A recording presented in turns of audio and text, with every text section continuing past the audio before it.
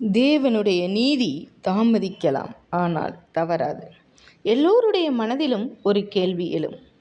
தீமை செய்கிறவர்கள் மட்டும் ஏன் தண்டிக்கப்படுவதே இல்லை? அநியாயம் செய்கிறவர்கள் ஏன் சில நேரங்களில் வெற்றி பெறுகிறார்கள்? நான் நேர்மையாய் இருந்தேனே, எனக்கு கிடைத்த பரிசு இதுதானா என்று சொல்லி நாம் எண்ணலாம். பல நேரங்களில் இந்த கேள்விக்கு பதில் சொல்லும் தீர்க்கதரிசி தான் நாகும். நினிவே நகரத்தின் பின்னணியை பார்ப்போமா? நாகும் தீர்க்க தரிசனம் கூறியது நினிவே என்கிற நகரத்திற்கு எதிராக.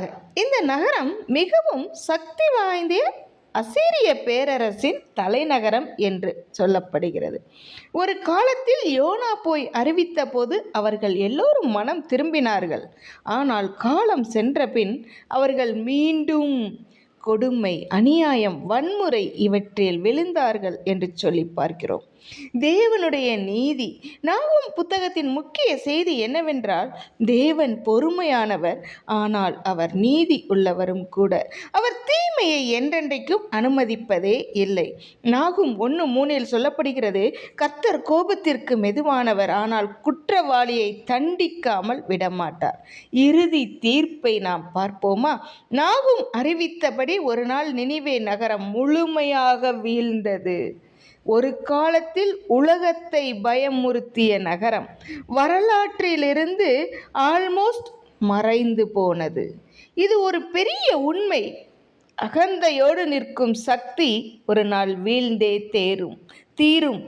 இது இன்றைய காலகட்டங்களுக்கும் பொருந்தும். இன்றைய வாழ்க்கைக்கு பாடம். தேவனுடைய பொறுமையை தவறாக புரிந்து கொள்ளாதே. தீர்ப்பு தாமதமாகலாம், ஆனால் அது வராதது அல்ல. தீமை நீண்ட நாள் நிலைக்காது. நேர்மையாக வாழும் வாழ்க்கைதான் இறுதியில் நிலைக்கும். உலகத்தில் அநியாயம் நடந்தாலும் தேவன் எல்லாவற்றையும் பார்க்கிறார்.